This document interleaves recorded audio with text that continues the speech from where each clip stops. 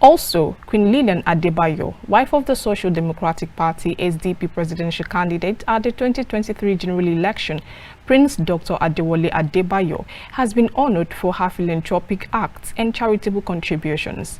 The award presentation took place yesterday at the School of Vocational and Technical Education 12th Annual Conference held at the Adeyemi Federal University of Education in Ondo City, Ondo State. Our reporter Damilola Ajao reports. Wife of the Social Democratic Party SDP candidate at the 2023 general election, Queen Lillian Adebayo was presented with a Merit Award of Excellent Service by School of Vocational and Technical Education, Adeyemi Federal University of Education in Ondo City, Ondo West Local Government Area of Ondo State on Tuesday, 11th July. The award was presented to her at the School of Vocational and Technical Education's 12th Annual Conference themed Vocational Technical Education and Industry Roadmaps for Economic Revitalization as a patriotic Nigerian, friend of the masses, and a role model for the youth. While presenting the award, Dean, School of Vocational and Technical Education, Adeyemi Federal University, Dr. Bridget Itunu Awoshika, described Queen Lillian Adebayo as the selfless woman with a large heart who has done a lot to grow and build Nigerian youth. She said Queen Lillian's love for the common people and the downtrodden is the sole reason for choosing her as one of the worthy citizens to be honored. Queen Lillian Adewale Adebayo continues to lead by example in all spheres of her professional life and has received several awards in recognition of her leadership, participation in and sustained commitment to youth development, promotion of equal opportunity for all, poverty alleviation and support of underprivileged persons, including financially disadvantaged students in primary, secondary and tertiary institutions. Through our foundation, the Queen Lillian Adebayo Foundation, QLAF. The QLAF is a constant advocate for social change and addressing the country's diversity gaps. The foundation has partnered with civil societies and other respectable individuals to propose concrete measures to individuals to improve the welfare of youth, women, and minority groups locally and internationally. Queen Lillian Adewale Adebayo, under the helm of her foundation, QLAF, has provided succor to men, women, and children affected by illiteracy, unemployment, discrimination, and multidimensional poverty. She has epitomized the type of respected Nigerian citizen who is not necessarily a celebrity, politician, or poet, but an individual who, through utter determination and unabashed love of the people and country, has strengthened the fabric of our society. She has shown initiative and made a tangible impact. She has proven herself an effective partner, inspiring motivator, and intelligent leader. She is without question a most deserving recipient of the Adeyemi Federal University of Education School of Vocational and Technical Education Award of Excellence in Entrepreneurship and Youth Development.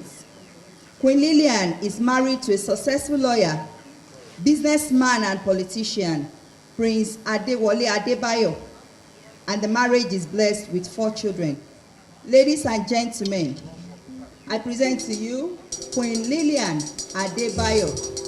Well, on behalf of School of Vocational and Technical Education at the Adeyemi Federal University of Education, this is Certificate of Honor, Award of Excellence in the Entrepreneurship and Youth Development, presented to Queen Lillian Adebayo.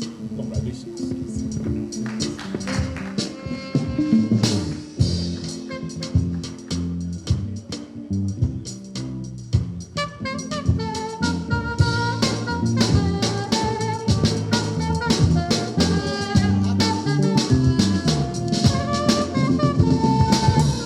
While receiving and appreciating the organizers of the program, Honorable Stephen Adewale, who represented Queen Lillian Adebayo at the occasion, says education will undoubtedly go through major changes in the next decade as the combined result of multiple major forces. He said these changes must include curricular changes that would determine what is to be learned by learners, as it is likely that more students will be moving toward competency-based learning that has an emphasis on developing unique skills and abilities. Also, it means that now we need to look at a lot of factors that needs to be corrected. The first thing is that now we are looking at the importance of these vocational studies, and we've been able to say a lot about our curriculum here. I think the first thing is we also have to look at some of the things that actually need to be done by either the NUC or the leadership of the universities. Without that 26% of our annual budget being committed to education, we are not going to be able to do all this. The only thing, the least we can produce is maybe a student that will leave Adeyemi, and the same student will have to leave and will still have to go and perfect those same thing that he or she learned here outside. Maybe tailoring, for example, or even any other thing that we see here. I doubt if Adeyemi have all the resources to actually train students 100% to make them an already made person. But by the time you have this budget, I mean this funding committed to education, it will be very, very easy. So I will appeal to all our leaders. We should not just talk about education and vocational system at the surface. We should also go deeper. We should also look at the funding of education. Without the money, there is not going to be any progress. Other awardees at the event gave words of appreciation while encouraging the organizers to be more focused as they improved the development of education in Nigeria. I empower girls, child, and women. So anywhere a female is leading, my joy is always full. Actually, the topic or the theme of the conference is very apt. You can imagine we are into vocational education nowadays because the graduates from higher institutions that we are turning out, they are unemployed. So if they can acquire skills based on their interests, they'll be able to get a living out of it. And I thank God for the papers presented. They are very rich. And with this award, it's one of those I've been receiving. So thank God that this empowering the gesture that I'm into, the Lord has actually blessed me. And I've been setting the pace for people in Ondo State, Ekiti, and even at national level. I want to appreciate the organizer of this conference. On behalf of the awardee, Honorable Wale Akilosotu, the current Commissioner for Culture and Tourism in Ondo State. We call him Babasha.